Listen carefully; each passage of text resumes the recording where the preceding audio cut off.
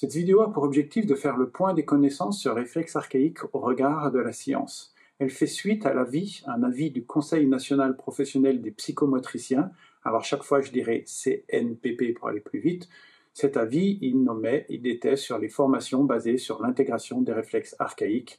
C'est un avis qui a été rédigé par le Conseil avec la collaboration de M. Frédéric Pujarinet, qui est maître de conférence et directeur de l'Institut de formation en psychomotricité de Montpellier.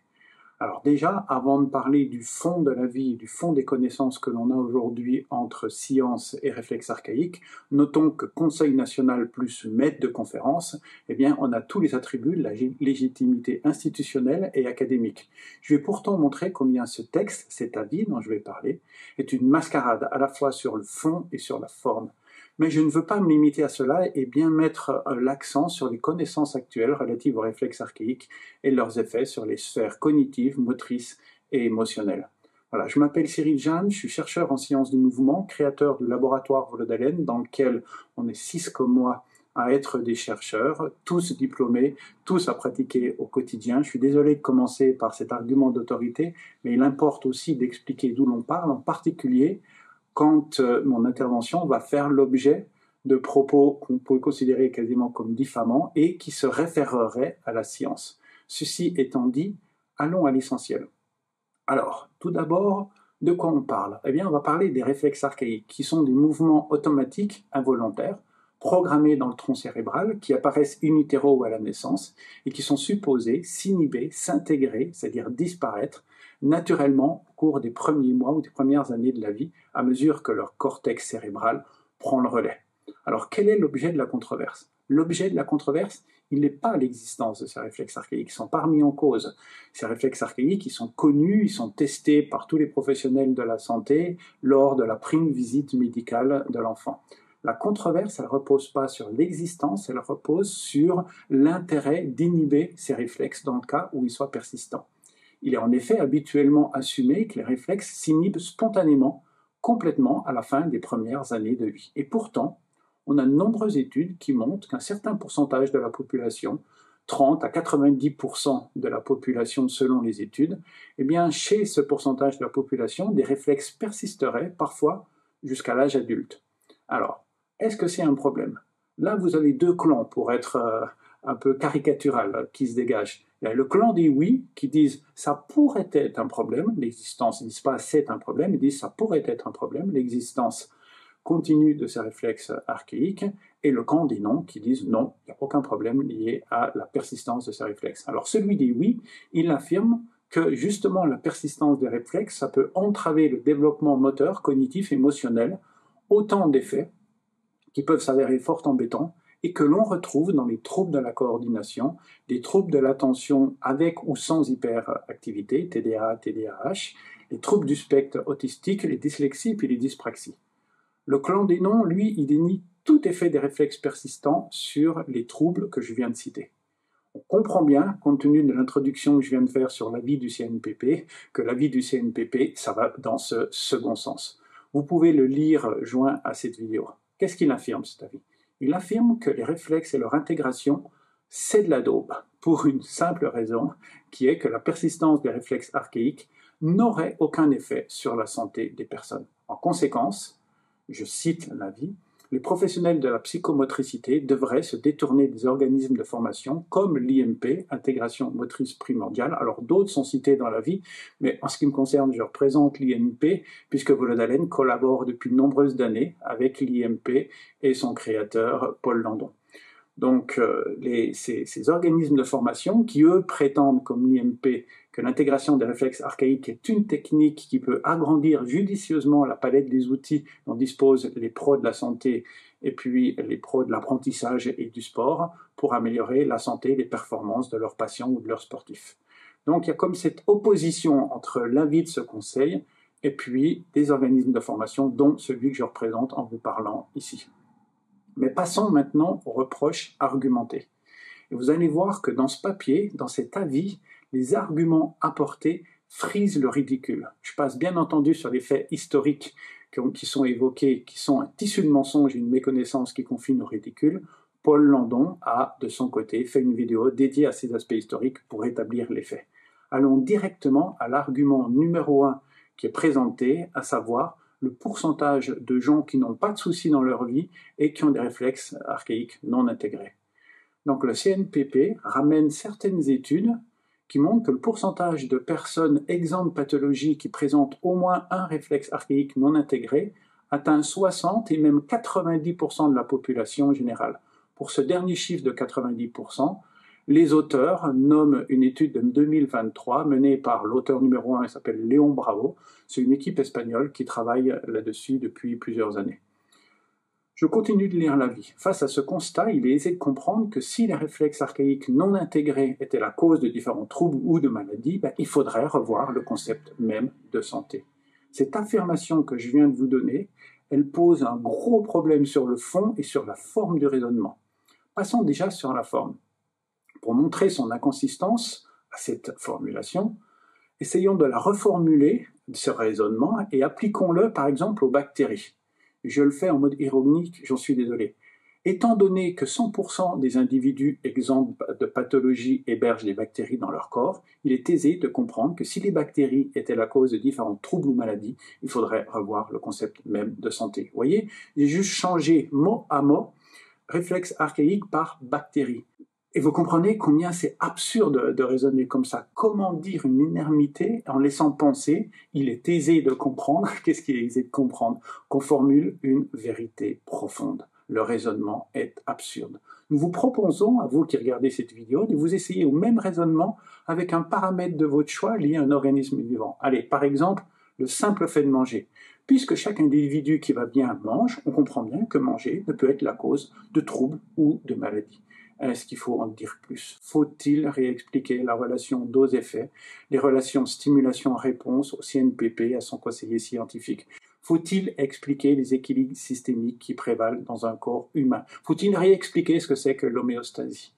Un peu plus ou un peu moins de potassium, un peu plus ou un peu moins de sodium et vous êtes vivant ou vous êtes mort. Et oui, il existe des gens en bonne santé qui ont du potassium et du sodium dans leur organisme et qui affirmera qu'en conséquence, ni l'un ni l'autre, à un dosage différent, vont agir sur leur santé bonne à mauvaise. La faute de raisonnement est quand même énorme. À propos de ces relations dose-effet, pour revenir au réflexe archaïque, nous rappelons qu'il existe déjà une échelle de classification qui va de 0, pas d'expression du réflexe, à 4, le réflexe est exprimé de manière maximale, 100% d'expression de ce que l'on connaît du réflexe. Et bien évidemment, chaque professionnel, quand on va utiliser ses connaissances sur les réflexes, il va essayer parmi plein de causes possibles de se dire est-ce que les réflexes veulent être à l'œuvre, et va aller regarder dans ceux qui sont à l'œuvre, qui peuvent être à l'œuvre, bien évidemment ceux qui sont très exprimés et qui peuvent produire les troubles inhérents à ce qu'ils sont. À ce sujet, en 2018, il y a une équipe polonaise qui était menée par Eva Gistork, je suis désolé pour la prononciation, je pense que ça se prononce comme ça, qui montre que plus l'expression d'un réflexe archaïque est forte, plus l'efficience motrice des enfants est faible. Les enfants qui déploient une bonne motricité démontrent une plus grande intégration des réflexes archaïques à un âge donné. Dit autrement, plus de réflexes, c'est moins d'efficience motrice. Attention, c'est une règle générale. On ne va pas en tirer que parce que vous avez un réflexe, vous avez le problème. Enfin, il faut avoir fait de la statistique de base pour comprendre que l'un ne dit pas l'autre. C'est des tendances au sein d'une population donnée qui ne va pas donner un 100% d'expression pour un individu. Voilà, c'est la base de la statistique. Bien entendu que d'autres paramètres rentrent en jeu, comme par exemple le fait que les enfants aient une plus grande activité physique ou moins d'activité physique, mais les faits sont tout de même clairs. Plus de réflexes, en moyenne, c'est plus de troubles. Alors ensuite, je continue par un deuxième point. C'est un deuxième point, cette fois, qui pose la question de la négligence ou d'un biais délibéré des propos tenus dans cet avis. Dans le paragraphe que je viens de vous donner, écrit par le CNPP, un second point donc, est extrêmement troublant. Et puis il est à noter. Le CNPP fait référence à l'article de Léon Bravo et Hall. Donc je répète, une équipe espagnole, l'université de Cordoba, en Espagne, sud de l'Espagne, qui explique donc, pour expliquer, c'est-à-dire que le CNPP fait référence à cet article pour expliquer combien les réflexes non intégrés ne peuvent être la cause de troubles, puisque 90% des individus exempts de pathologie présentent au moins un réflexe. C'est ce que dit ces chercheurs. Les chercheurs donnent d'ailleurs 89,5%, mais passons 90%. des individus qui peuvent avoir encore des réflexes actifs. Or, Léon Bravo, qu'est-ce qu'il conclut dans leur publication? Donc, il faut l'avoir lu, cette publication. Il conclut comme suit, je vous la lis. La présence de réflexes primitifs chez les enfants sans maladie diagnostiquée est fréquente et liée à des troubles du neurodéveloppement infantile. Pourquoi Léon Bravo et Hall produisent une telle conclusion? Il faut avoir lu de nouveau le papier pour voir qu'ils observent dans leurs études qu'il existe des différences statistiques significatives entre les réponses des enfants à l'inventaire de développement de Pattle, qui est un outil d'évaluation clinique qui permet de mesurer la maîtrise des étapes du développement chez les enfants, selon qu'ils présentent ou non un réflexe non intégré. Léon Bravo, vous entendez bien, c'est une référence qui est utilisée par le CNPP, pour montrer combien franchement les réflexes c'est n'importe quoi. Il conclut à l'exact opposé des propos tenus par le CNPP. Est-ce que ce CNPP a lu l'étude à laquelle il se réfère? Est-ce que le CNPP a négligé la conclusion par manque de sérieux dans son travail ou délibérément décidé de l'éluder pour ne garder que l'information qui permettait de justifier son avis? À ce stade du développement de mon propos, on est quand même en droit de se demander si les personnes qui ont écrit ce texte n'ont pas produit la démarche exactement opposée à la démarche scientifique, avoir un avis, tenter de le justifier en picorant à l'arrache les faits qui pourraient soutenir leur opinion. À ce stade, je vous propose de passer à un argument mais encore plus solide émis par certains opposants au réflexe. Cette fois, c'est pas dans la vie. Cet argument, il est lié au fait que les tenants des réflexes se tromperaient entre les causes et puis les conséquences. Les réflexes ne seraient pas une cause des troubles, mais ils ressurgiraient comme une conséquence d'autres troubles qui peuvent être métaboliques, qui peuvent être structurels, plus profonds. Ce sont ces troubles dès lors qu'il conviendrait de chercher et de traiter. Ainsi, les réflexes repartiront d'où ils sont revenus et les troubles avec. Bref, c'est la théorie de l'imposteur dans le wagon. On en parle, mais la vérité est ailleurs. Cet argument, est-ce qu'il est intéressant et pourquoi? Alors nous, on le trouve intéressant parce que la prime partie de l'argument qui soutient que les réflexes peuvent ressurgir sous l'effet de pathologie ou d'autres stress, nous la soutenons et nous l'avons démontré. Pas seulement nous, par exemple, l'équipe de Robert Melillo, qui est un chercheur israélien, en 2022 montre que les réflexes peuvent revenir avec l'âge sans problème physique, juste lié au déclin cognitif. Il y aurait une perte possible de fonction du lobe frontal. Et puis, ces pertes de fonction du lobe frontal font en sorte que ce qui est plus profond, qui est plus archaïque, qui est plus intégré dans le corps, ça ressurgit, ça prend plus de puissance. Ces points mêmes de qu'est-ce qui va s'exprimer à quel moment selon la situation psychologique, émotionnelle, la situation, les stress qui peuvent s'appliquer au patient, à la personne, ils sont précisément abordés dans les formations que nous donnons. Dans le sport au niveau de la santé, on constate combien les réflexes montent au plafond quand l'énergie elle baisse, quand le stress interne ou externe augmente. J'y reviens un peu plus tard dans le cadre d'une thèse qu'on a co-encadrée sur des footballeurs et l'effet des réflexes archaïques sur leur performance. Mais continuons avec l'équipe de Robert Melillo pour aller à l'étape 2 de cette théorie. Il existe des causes plus profondes, et là je cite les auteurs, dont la résurgence des réflexes ne sont que l'expression. Melillo et son équipe montrent combien la persistance de réflexes archaïques observés, là on est dans les troubles du spectre de l'autisme, ne sont pas nécessairement, écoutez bien, associés à des dommages structurels ou à d'autres pathologies.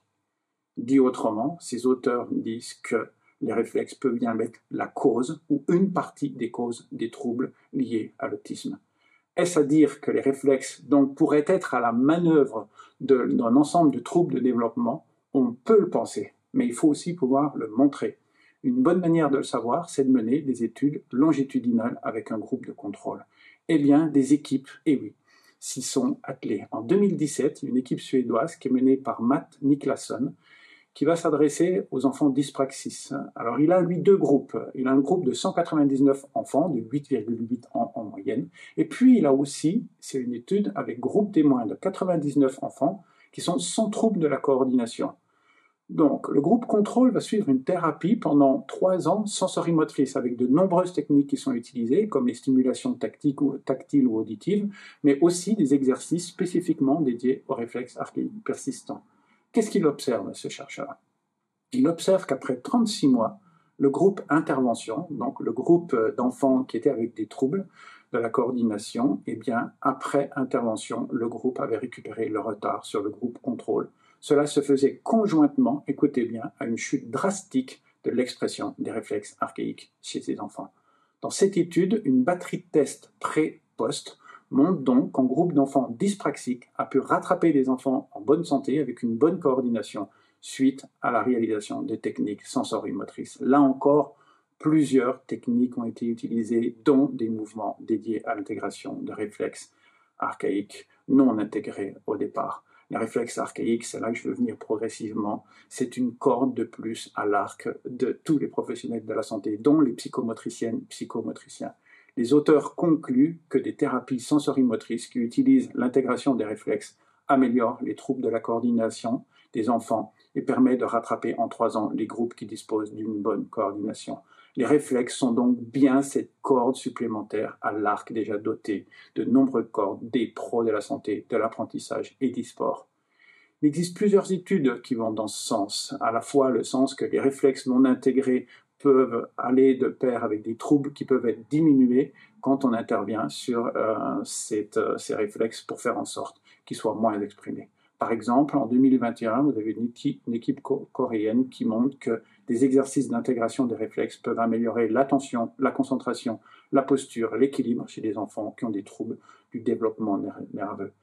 2 exemples d'études qui montrent que le travail d'intégration des réflexes améliore les troubles du développement. Bien entendu, il faudrait que de telles recherches se multiplient, mais dire qu'elles n'existent pas, ce que fait le CNPP, c'est mettre sa paresse intellectuelle au service d'une idéologie, c'est tutoyer le pic de la stupidité cher aux chercheurs de Nîmes et Kruger.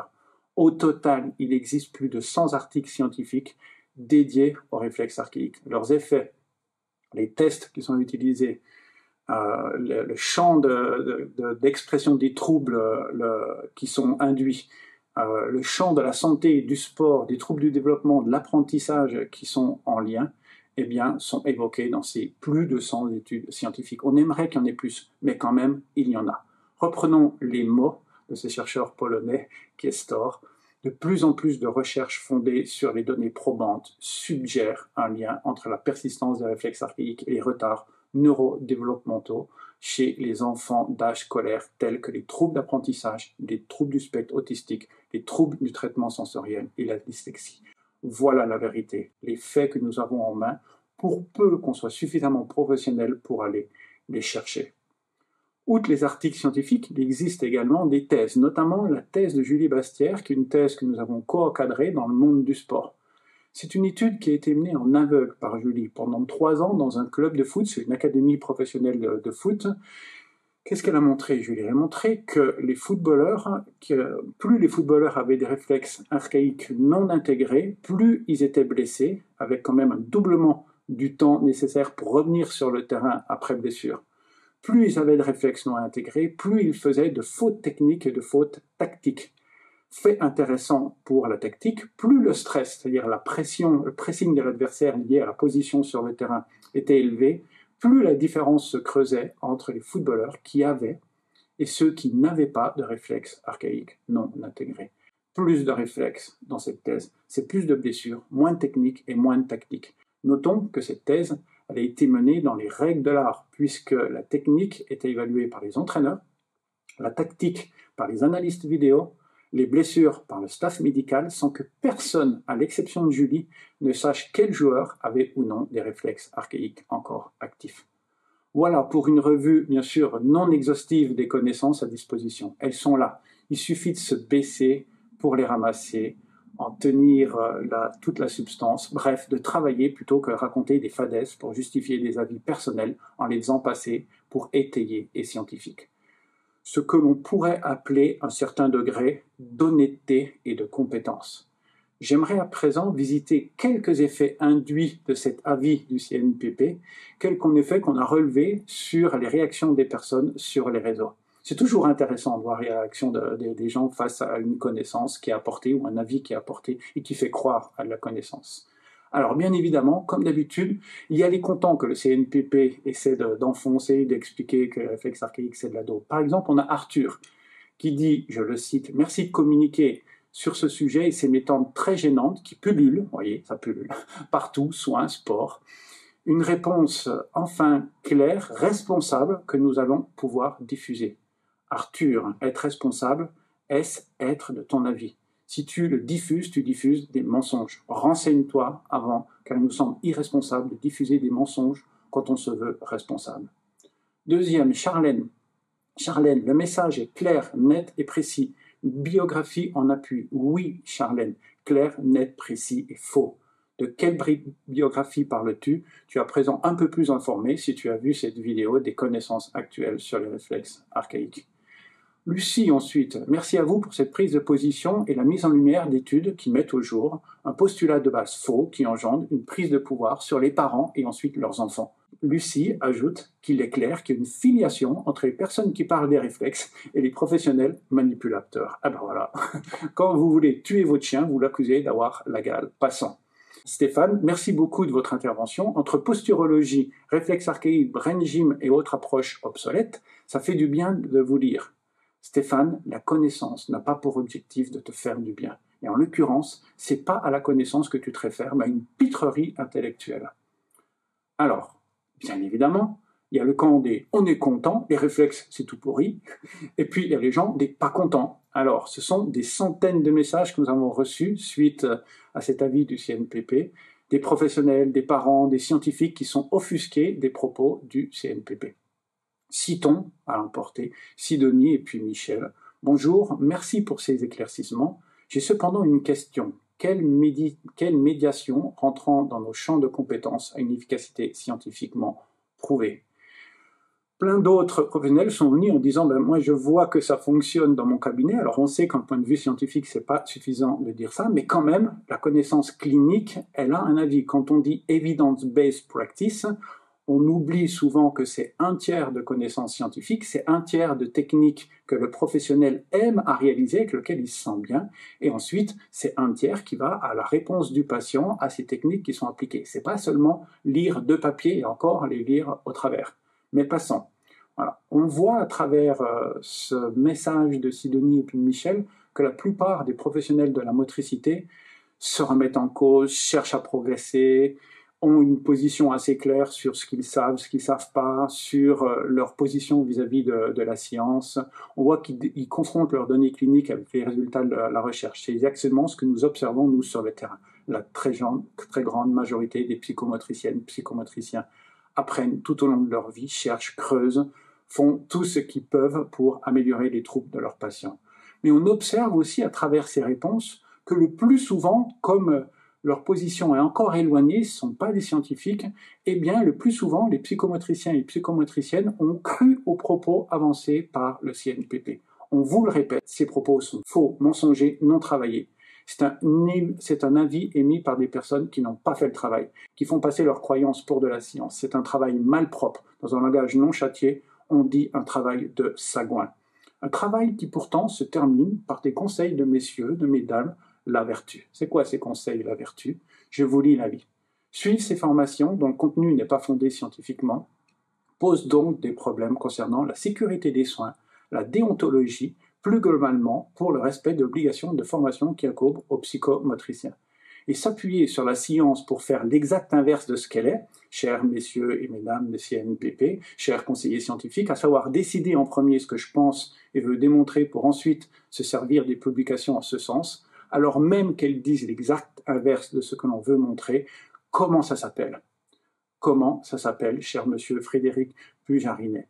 Et ne pas même répondre, alors que nous avons adressé un droit de réponse auquel, rappelons-le, normalement les auteurs du propos initial, à savoir le CNPP, doivent légalement répondre, comment ça s'appelle? On est en droit quand même de s'interroger quand le vice se donne les attributs de la vertu.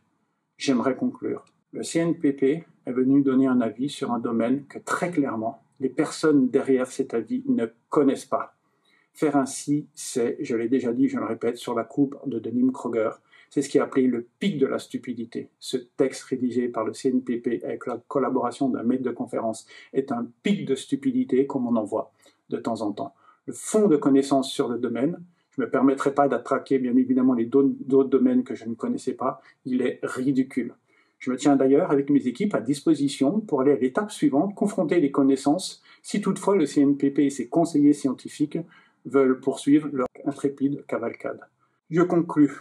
Ceci étant dit, je souhaite justement terminer en m'adressant aux psychomotriciennes et aux psychomotriciens. À mon sens, ne pas connaître les différentes origines des troubles de la coordination et les effets induits sur l'apprentissage, les troubles du développement, les troubles cognitifs et émotionnels induits, ne pas connaître les manières dont on peut totalement ou partiellement limiter ces causes, c'est manquer d'une carte maîtresse pour aider les personnes à aller mieux.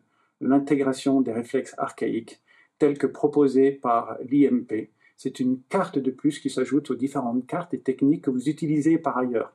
Nous savons que vous le faites déjà, simplement, il me faut, compte tenu du contexte, venir le revendiquer plus encore.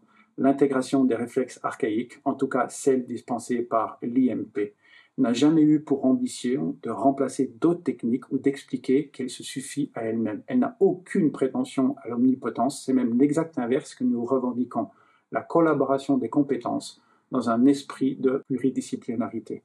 Ce n'est pas pour rien que nous formons des métiers aussi différents que ceux de psychomotricienne, d'ergothérapeute, d'optométriste, de kiné, d'ostéopathe, de sage-femme, de médecin, d'enseignant, d'entraîneur, de prépa physique. Désolé pour ceux et celles que j'oublie. L'intégration des réflexes archaïques est une technique supplémentaire, une technique efficace qui permet de mieux expliquer l'origine des troubles, mais aussi de favoriser leur remédiation. C'est à la fois nos connaissances cliniques et les connaissances scientifiques qui le montrent.